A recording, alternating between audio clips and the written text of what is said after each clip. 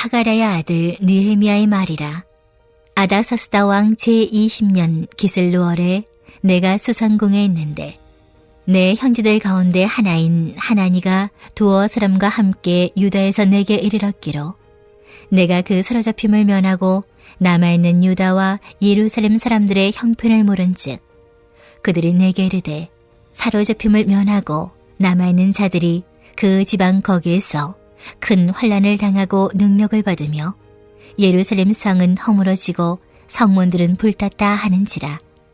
내가 이 말을 듣고 앉아서 울고 수일 동안 슬퍼하며 하늘의 하나님 앞에 금식하며 기도하여 이르되 하늘의 하나님 여호와 크고 두려우신 하나님이여 주를 사랑하고 주의 계명을 지키는 자에게 언약을 지키시며 공의를 베푸시는 주여 간구하나이다.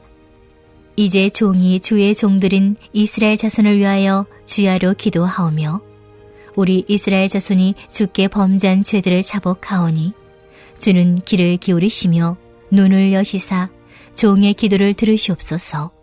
나와 내 아버지 집이 범죄하여 주를 향하여 크게 악을 행하여 주께서 주의 종 모세에게 명령하신 계명과 율례와 규례를 지키지 아니하였나이다.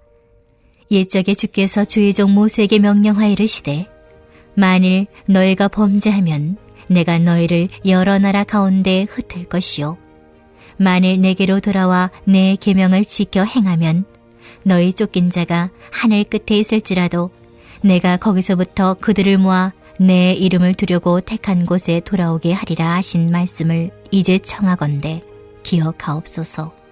이들은 주께서 일찍이 큰 권능과 강한 손으로 구속하신 주의 종들이요 주의 백성이니이다.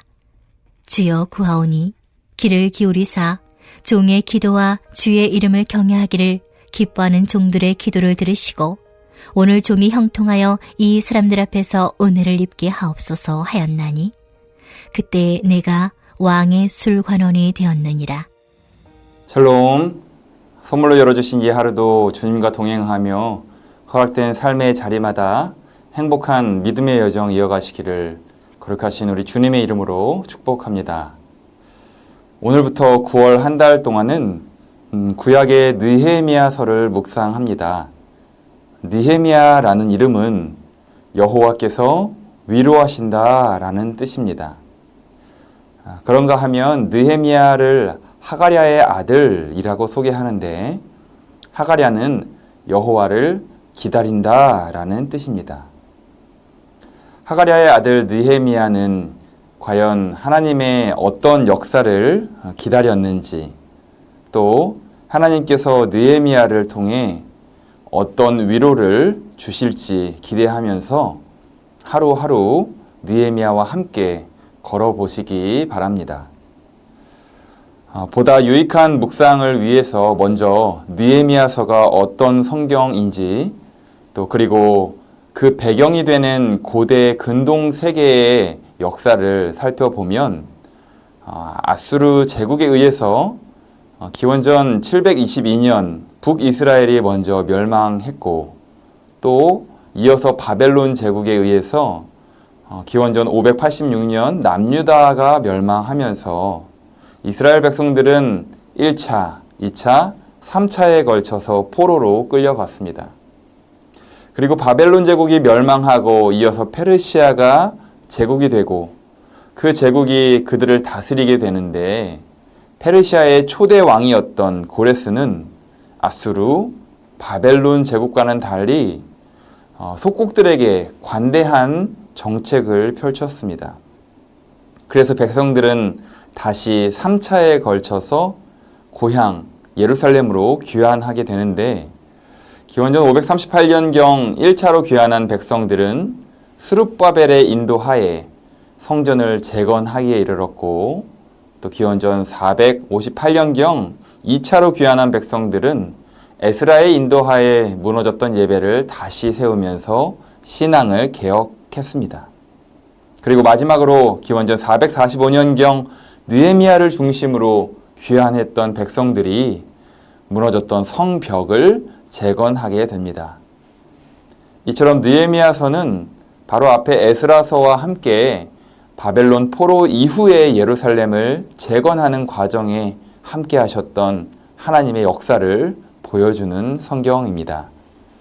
이제 오늘 본문 내용을 살펴보면 느헤미야가 페르시아의 술 맡은 관원의 자리까지 올라가서 아직 그 수산궁에 있을 때에 그의 형제들 중에 하나였던 하나니를 통해 예루살렘의 형편을 그 소식을 듣게 됩니다. 1차, 2차 포로 귀환을 통해서 성전이 재건되고 또 영적 부흥도 일어났지만 90여 년의 세월이 지났음에도 예루살렘 성벽은 무너진 채 방치되어 있었던 것입니다.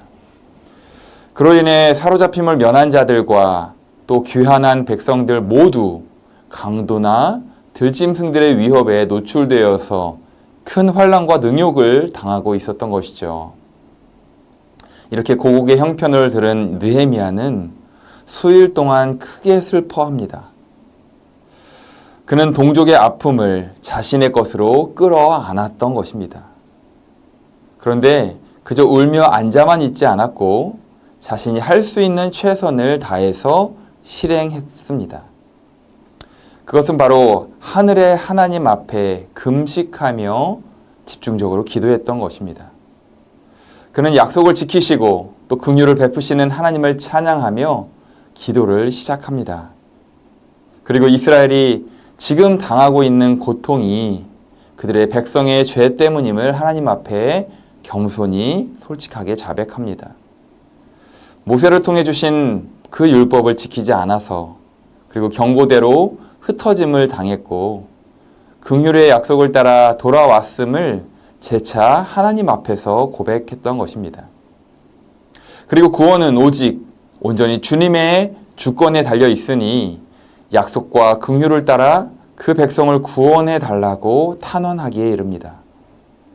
여러분, 느헤미야의 이런 모습은 무너진 삶 가운데 있는 오늘 우리 성도들에게 매우 본이 되는 신앙인의 자세라고 할 수 있습니다. 남 탓을 하거나 아니면 하나님을 원망하기보다 자신의 삶을 돌이켜보고 죄를 자백하면서 하나님의 약속과 그 하나님의 성품에 의지하여 구원을 호소하는 기도는 하나님의 역사를 매우 선명하게 드러내는 것이죠.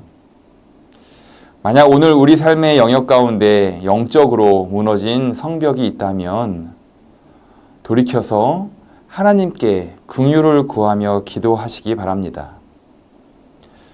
하나님께서는 무너진 그곳에서부터 다시 회복의 역사를 시작하실 것입니다. 느헤미야의 기도는 실제적인 결단과 또 하나님께 요청드리는 것으로 마무리됩니다. 11절 말씀인데요. 주여 구하오니 귀를 기울이사 오늘 이 종이 형통하여서 이 사람 앞에서 은혜를 입게 하옵소서, 왕 앞에서 은혜를 입게 하옵소서 라는 기도를 통해 느헤미야는 자신을 하나님의 역사에 쓰임받도록 내어드렸던 것입니다. 바라기는 하나님의 사람들을 통해 일하시는 하나님께 우리 자신을 온전히 내어드리기 원합니다. 하나님은 그런 우리를 통해서 무너진 바로 그곳에서부터 고치시고 구원하시는 역사를 오늘도 시작하실 것입니다. 사랑하는 여러분, 무너진 삶으로 인해 아파하는 사람들이 참 많이 있습니다. 어쩌면 그 사람이 오늘 그리고 어제의 나일지도 모릅니다. 그들에게 정말 필요한 것은 그들을 위해 기도하고 하나님께 자신을 내어드리겠다고 결단하는 그 믿음과 또 그 믿음으로 중보하는 하나님의 사람들입니다. 허물어진 것을 다시 세우시는 그 하나님을 여러분 오늘도 그리고 내일도 기대하십니까? 그렇다면 시작된 창조절, 우리 가족과 또 우리의 친족, 이웃을 서로 돌아보면서 안부를 묻는 것에서부터 시작하시기 바랍니다. 그들을 위해 애통한 마음으로 먼저 하나님께 눈물로 기도하시기 바랍니다.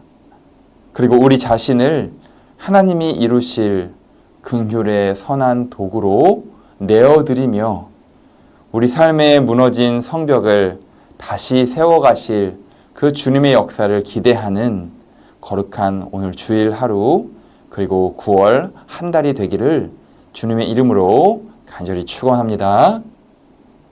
우리 이 시간 함께 말씀을 기억하며 기도하기 원합니다. 먼저 기도할 제목은 삶의 영역에서 영적으로 무너졌던 성벽을 둘러보고 하나님 앞에 겸손히 기도하며 믿음의 벽돌을 다시 쌓아가게 하옵소서. 두 번째로 기도할 제목은 창조절을 시작하며 삶의 모든 영역을 다듬어 가실 창조주 하나님을 기대하며 후반기 사역을 통해 성령의 풍성한 열매를 맺어가게 하옵소서. 함께 간절히 기도하겠습니다.